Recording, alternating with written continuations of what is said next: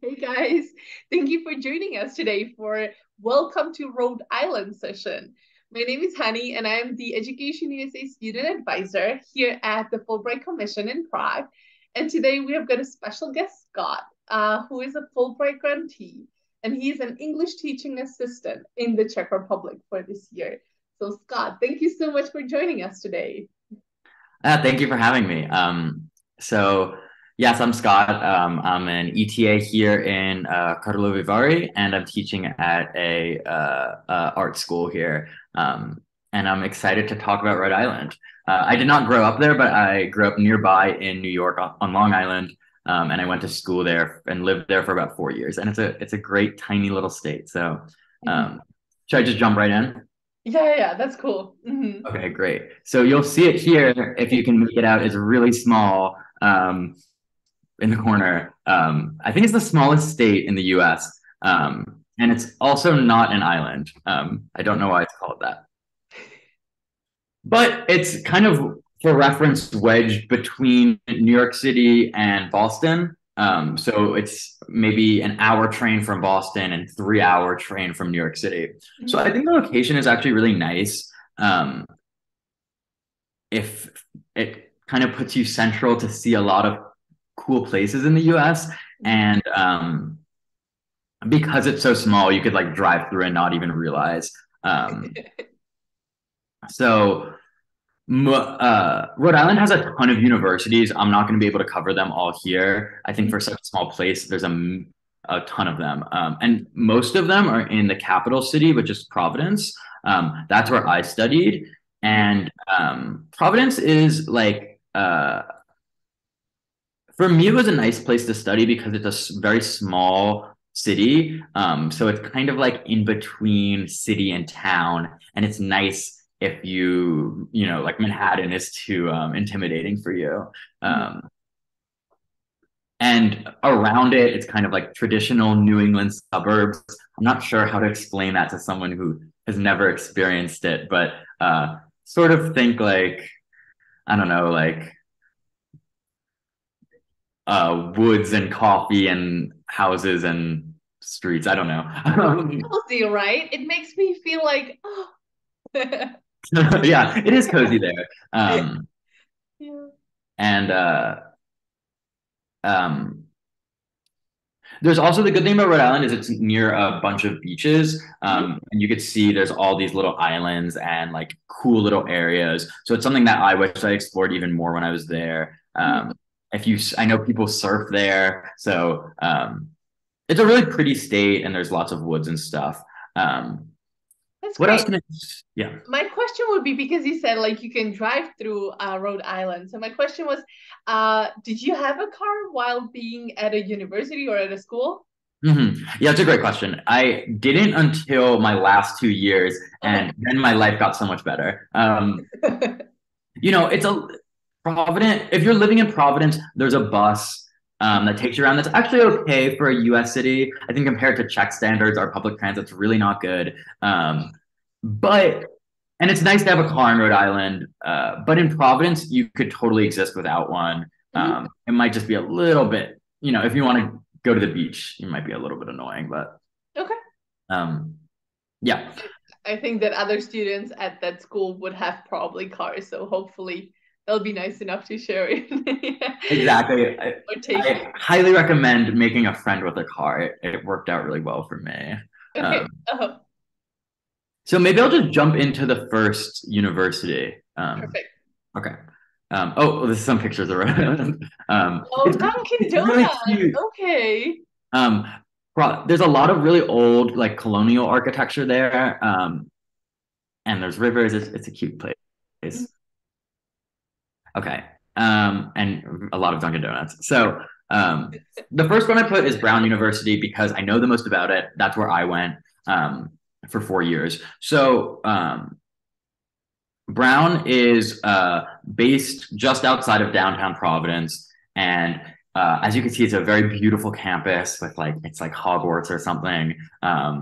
It's like a very traditional type college experience. I think like when you think of American college, it's kind of like that, like big where lots of students hang out, and it's very broad in its scope. So I think it kind of wants to be both like a scientific research university and also like a liberal arts college, and it kind of tries to do it all.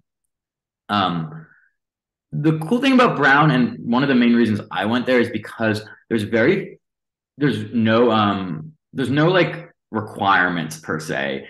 They call it an open curriculum, so you're allowed to take classes in whatever department you want, and there's no like base requirements for you to take. So you're really allowed to explore a lot of different things if you go there. And I think if you do go there, that's what you should want to do, because you're kind of in charge of creating your own education there, which I think has its benefits, but also it's there's also some cons with that.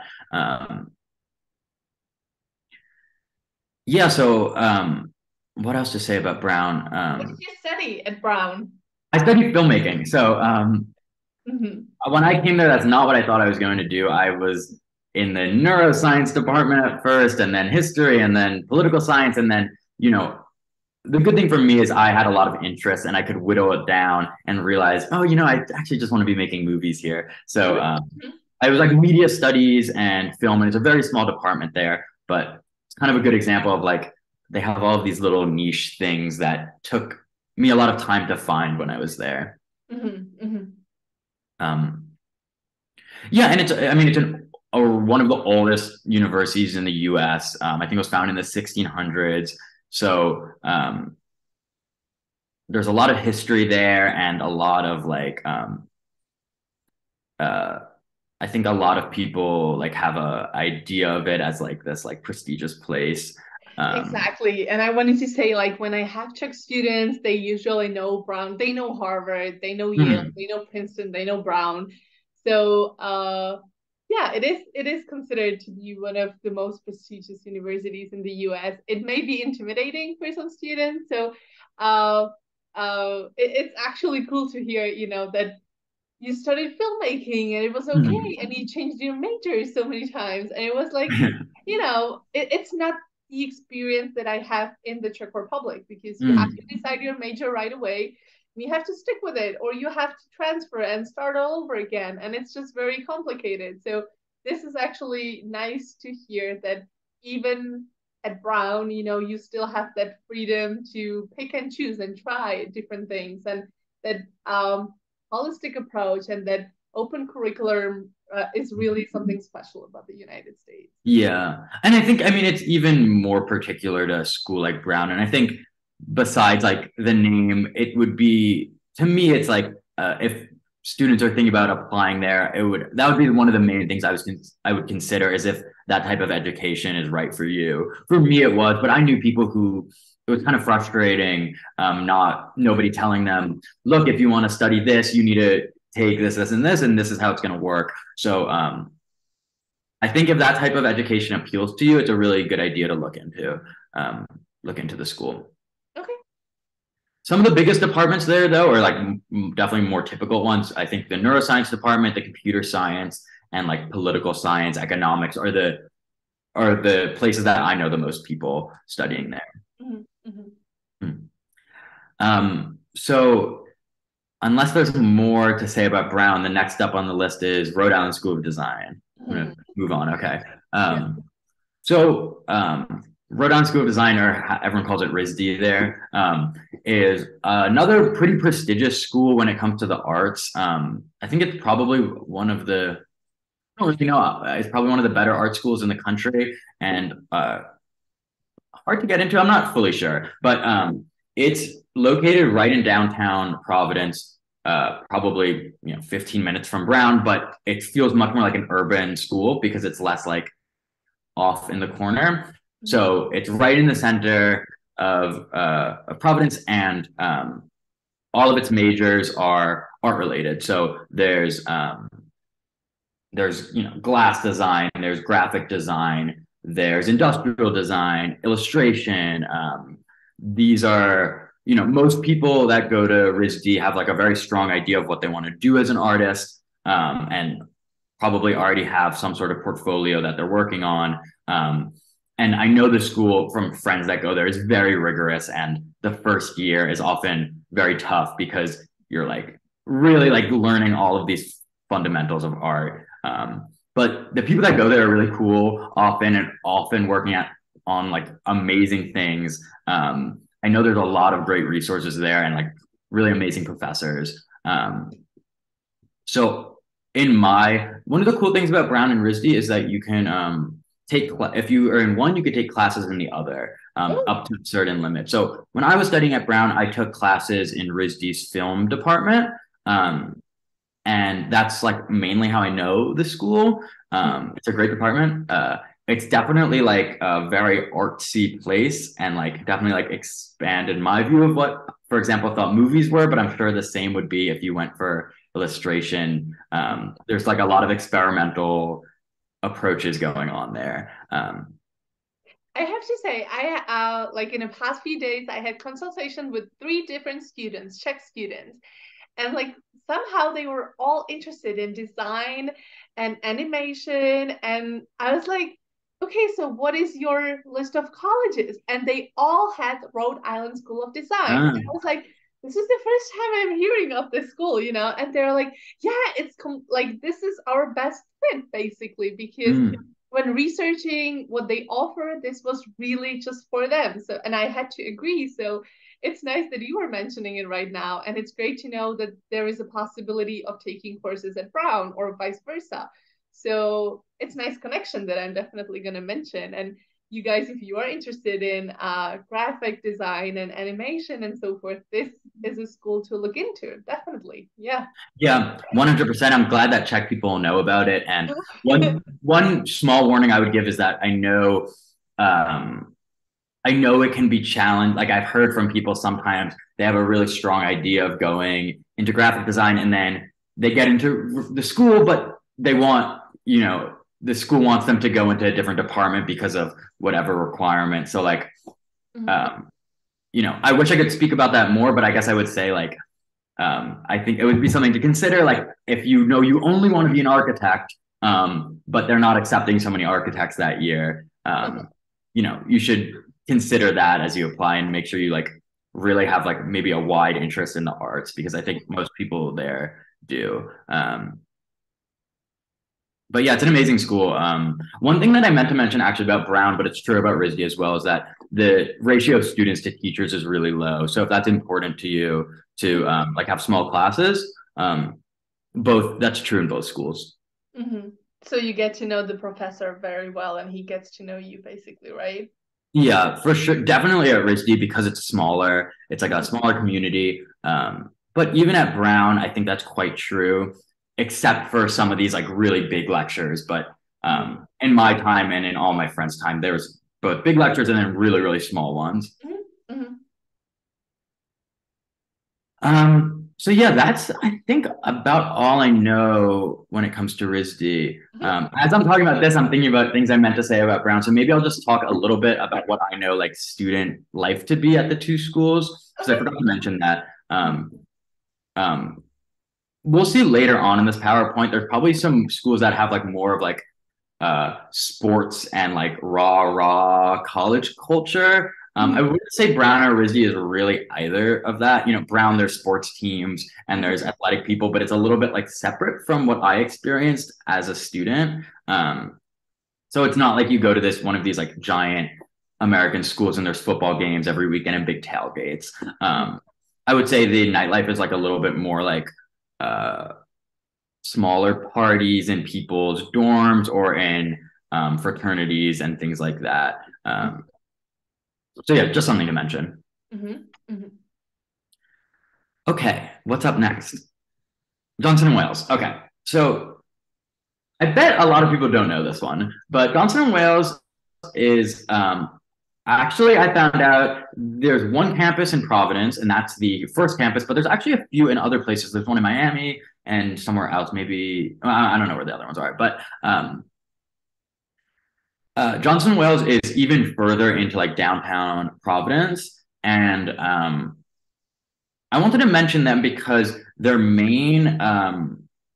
most people go there to study either like go to culinary school for cooking or for like hospitality and like hotel and restaurant business. So it's like a very specific thing, but it's actually a large school and there's a lot of people studying that there. It's one of the best schools, I believe, in the country for